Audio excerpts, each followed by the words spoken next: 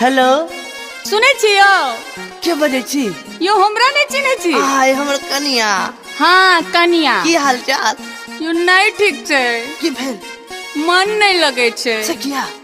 छठ के पावन एलैया। अरे बाप रे बाप, या हम तुरंत गाड़ी पकड़ के आबै छी। जल्दी से आओ न, रात दिन सपना में देखत रहे छे तो।